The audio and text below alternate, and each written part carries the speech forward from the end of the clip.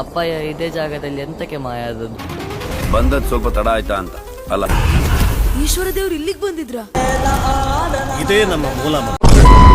So hi hello welcome back to our YouTube channel. ಇದೇ ನಮ್ಮ ಮೂಲ ಮಗ. ನಮ್ಮ ಹಿರಿಯರೆಲ್ಲ ಇದ್ದದ್ದು ಇಲ್ಲೇ. ಅದೊಂದು ದೊಡ್ಡ ದಂತಕತೆ.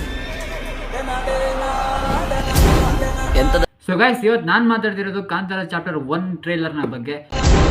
ಎಂತದಂತ ಕತೆ? ಬಂದದ್ ಸ್ವಲ್ಪ ತಡ ಆಯ್ತಾ ಅಂತ ಅಲ್ಲ. ಈಶ್ವರ ದೇವ್ರು ಇಲ್ಲಿಗೆ ಬಂದಿದ್ರ?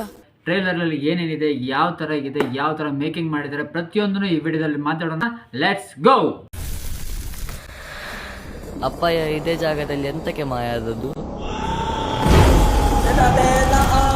ಇದೇ ನಮ್ಮ ಮೂಲ ಮಗ. ಸೊ ಚಾಪ್ಟರ್ 2 ಅಲ್ಲಿ ನಾವು ಏನ್ ನೋಡಿದ್ವಿ? ಒಂದು ಹಳ್ಳಿಯ ಸೊಗಡು,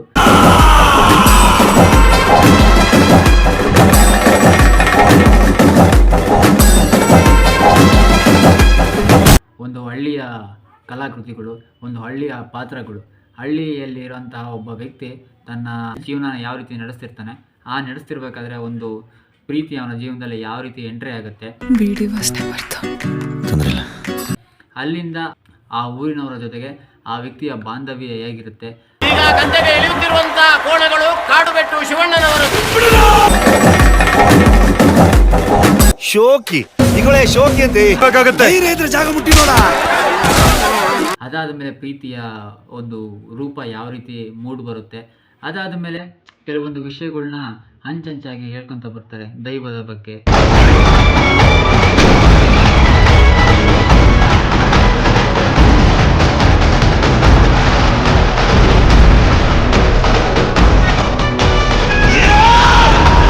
ಆ ಊರಿನ ಜನರು ಆ ದೈವನ ಪೂಜಿಸೋ ರೀತಿ ಆಗಿರ್ಬೋದು, ಭಕ್ತಿಯಿಂದ ಆರಾಧಿಸೋ ರೀತಿ ಆಗಿರ್ಬೋದು,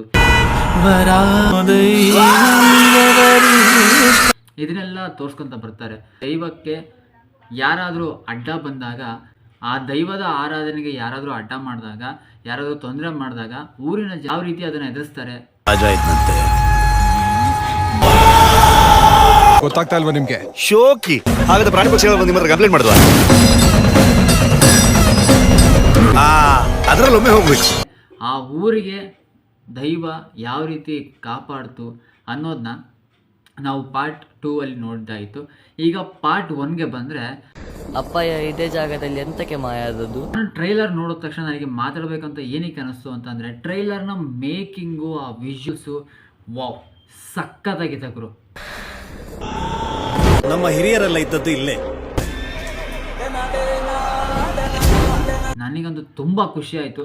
ನಮ್ಮ ಕನ್ನಡ ಸಿನಿಮಾ, ಅದು ಪ್ರೈಡ್ ಕನ್ನಡ ಸಿನಿಮಾ, ಇವತ್ತು ಇಷ್ಟರ ಮಟ್ಟಕ್ಕೆ ಇಷ್ಟು ದೊಡ್ಡ ಸ್ಕೇಲಲ್ಲಿ ಬರ್ತಿದೆ ಅಂತಂದರೆ ಅದೇ ನಮಗೊಂದು ಖುಷಿ. ಪಾರ್ಟ್ 1ನಲ್ಲಿ ನಮಗೆ ಇಷ್ಟ ಆಗ್ಬೋದಾದಂತಹ ಕೆಲವು ಸೀನ್ಗಳು, ಸನ್ನಿವೇಶಗಳು ಏನು ಅಂತಂದರೆ, ಪಾರ್ಟ್ 2 ಅಲ್ಲಿ ಒಂದು ಜಾಗದಲ್ಲಿ ರಿಷಬ್ ಶೆಟ್ಟಿ ಅವರು ಅಂದರೆ ಶಿವ ಮಾಯ ಆಗ್ತಾನೆ. ಲಾಸ್ಟಲ್ಲಿ ನಾನು ದೈವ ಆದರೆ ನಿನ್ನ ಕೈಗೆ ಸಿಗಲ್ಲ, ನಾನು ಮನುಷ್ಯ ಆದರೆ ನಿನ್ನ ಕೈಗೆ ಸಿಗ್ತೇನೆ ಅಂತ ಹೇಳ್ಬಿಟ್ಟು ಅಲ್ಲಿಂದ ಓಡೋಗಿ ಅವನು ಅಲ್ಲಿಂದ ಮಾಯ ಆಗ್ತಾನೆ. ಅಪ್ಪಯ್ಯ ಇದೇ ಜಾಗದಲ್ಲಿ ಎಂತಕ್ಕೆ ಮಾಯ ಆದದ್ದು? ಸೊ ಆ ಒಂದು ಪಾರ್ಟ್ ಈ ಪಾರ್ಟ್ 1ನಲ್ಲೂ ಕೂಡ ನೋಡೋಕೆ ನಿಮಗೆ ಸಿಗುತ್ತೆ. ಆ ಜಾಗದ ಮಹತ್ವ ಏನು, ಆ ಜಾಗದಲ್ಲಿ ಏನಿತ್ತು, ಇಂದಿನ ಕಾಲದಲ್ಲಿ ಆ ಜಾಗನ ಯಾವ ರೀತಿ ಪೂಜಿಸ್ತಾ ಇದ್ರು, ಆ ಜಾಗದ ಮಹತ್ವ ಏನು ಅನ್ನೋದನ್ನ ತಿಳ್ಕೊಳಕ್ಕೆ ಒಂದು ಸಿಗುತ್ತೆ. ಆ ಜಾಗನ ಪಡ್ಕೊಳ್ಳೋಕ್ಕೆ, ಆ ಜಾಗ ಅವ್ರಿಗೆ ಯಾವ ರೀತಿ ಸಿಕ್ತು, ಆ ಜಾಗನ ಪಡ್ಕೊಳ್ಳೋದಕ್ಕೆ ಪಾರ್ಟ್ 1ನಲ್ಲಿ ಎಷ್ಟೆಲ್ಲ ಕಷ್ಟಪಟ್ಟಿದ್ರು ಅದು ಪಾರ್ಟ್ 2 ಅಲ್ಲಿ ನೀವು ನೋಡಿರ್ತೀರ ಆಲ್ರೆಡಿ. ಅದೇ ಪಾರ್ಟ್ 1ನಲ್ಲಿ ಪಾರ್ಟ್ 2 ಅಲ್ಲಿ ಪಟ್ಟಂತಹ ಕಷ್ಟನ ಇನ್ನೂ 10 ಪಟ್ಟು ಹೆಚ್ಚಾಗಿ ತೋರಿಸಿದ್ದಾರೆ.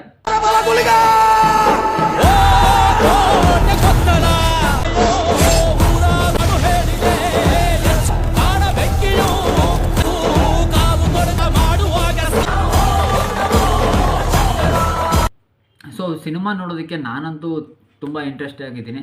ಸೊ ಇದೇ ಅಕ್ಟೋಬರ್ 2ನೇ ತಾರೀಕು ಸಿನಿಮಾ ರಿಲೀಸ್ ಆಗ್ತಿದೆ. ಸಿನಿಮಾನ ನಾನು ನೋಡ್ತೀನಿ, ನೀವು ನೋಡಿ. ಪ್ರತಿಯೊಬ್ಬರು ಕನ್ನಡ ಸಿನಿಮಾಗೆ ಪ್ರೋತ್ಸಾಹ ಕೊಡೋಣ ಅಂತ ಹೇಳ್ತಾ ಈ ವಿಡಿಯೋದಲ್ಲಿ ಮುಗಿಸ್ತಾ ಇದ್ದೀನಿ. ಜೈ ಹಿಂದ್, ಜೈ ಕರ್ನಾಟಕ ಮಾತೆ. ಈಶ್ವರ ದೇವ್ರು ಇಲ್ಲಿಗೆ ಬಂದಿದ್ರ?